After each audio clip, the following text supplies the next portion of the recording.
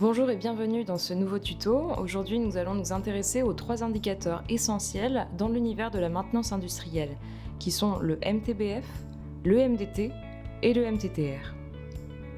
En maintenance industrielle, les défaillances des équipements peuvent avoir des conséquences financières dramatiques pour l'entreprise qui va voir son outil de production indisponible pendant une durée indéterminée.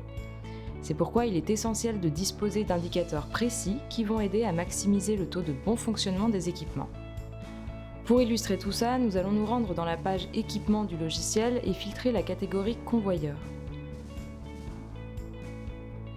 On se retrouve avec 4 convoyeurs sur notre zone sur lesquels est mentionné leur état actuel et nous pouvons voir qu'un de ces convoyeurs est non opérationnel.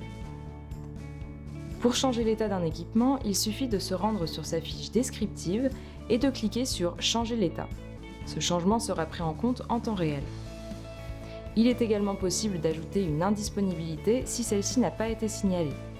Ce changement d'état peut se faire directement d'un mobile en face de l'équipement. Nous retrouvons donc nos 3 indicateurs évoqués, le MTBF, le MDT et le MTTR. Voyons en détail ce qu'il en est du premier. Le MTBF pour Mean Time Between Failures ou temps moyen entre pannes, il s'agit du temps moyen qui s'écoule entre 2 pannes sur un même équipement.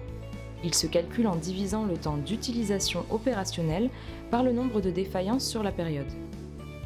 Dans notre exemple, pour un équipement qui a été mis en service il y a environ 6 mois et sur lequel il y a eu 3 périodes d'indisponibilité, le MTBF est donc de 62 jours.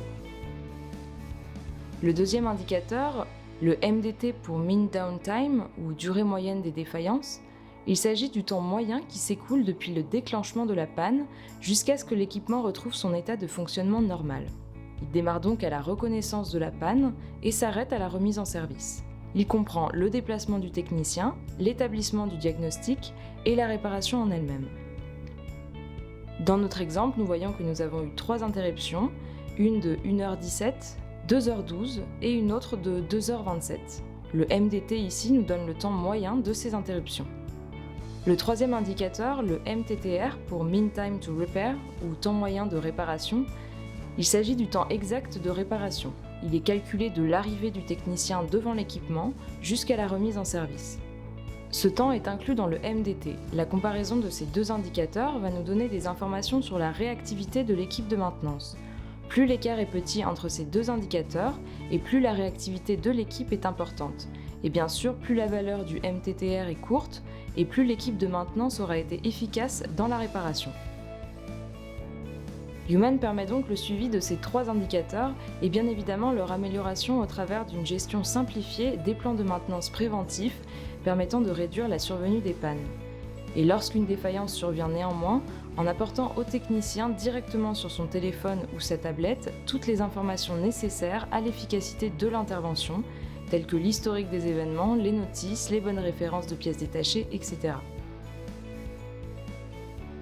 C'est la fin de ce tutoriel, merci de nous avoir suivis et à bientôt sur Human.